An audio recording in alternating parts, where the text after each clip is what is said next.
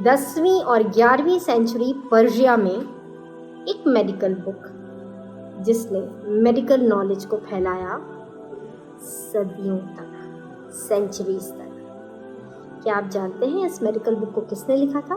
ہی از نن ادر دین ابن سینا، جن کو ویسٹ میں ایویسینا کے نام سے جانا جاتا ہے، اور یہ اپنے وقت کے ڈاکٹر اور پولیمیتھ کہلائے۔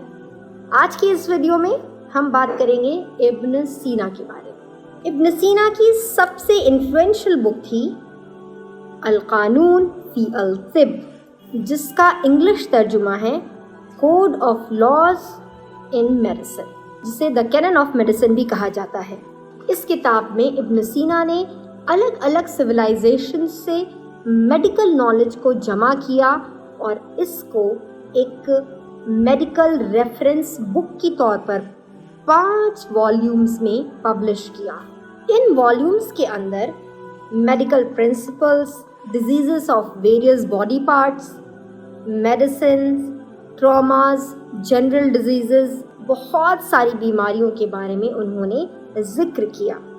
لیکن ابن سینا کی ایک بہت امپورٹنٹ تھیوری جو کہ آج بھی ہم یوز کرتے ہیں، وہ انہوں نے بتائی فریکچر کے بارے میں۔ ابن سینا نے اپنی کتاب میں فریکچر کی ڈیٹیل کازز اور اس کو کیسے ٹھیک کیا جاتا ہے، اس کے ریزنز کیا ہوتے ہیں، اس کی پیچیدگیاں کیا ہوتی ہیں، اس میں کیا ڈیفیکلٹیز ہوتی ہیں، یہ سب اپنی کتاب میں وضاحت کے ساتھ، ڈیٹیل کے ساتھ بتایا۔ انہوں نے فوری طور پر کسی کی ہڈی فریکچر ہو جاتی ہے تو فوراً ہڈیوں کو باندھنے کے لیے یعنی پلاسٹر کرنے کے لیے اس کے خلاف انہوں نے رائے دی، اور انہوں نے کہا کہ جب بھی کسی کی ہڈی ٹوٹے انہوں نے یہ ہدایت دی کہ 5 دن کا انتظار کرنے کے بعد پھر ڈیسائیڈ کیا جائے کہ ہمیں پلاسٹر کرنا ہے یا نہیں کرنا ہے۔ ابن سینا کا یہ طریقہ آج بھی موجود ہے۔ آج بھی آپ غور کریں تو کسی کی اگر ہڈی ٹوٹتی ہے تو پہلے 5 دن یا 7 دن کا ایک کچا پلاسٹر باندھا جاتا ہے، پھر اس کے بعد اس کو فکس کیا جاتا ہے، اس کو پرماننٹ پلاسٹر باندھا جاتا ہے۔ اور یہ ہدایت ابن سینا نے 10th اور 11th سینچری میں دی تھی۔ Can you imagine?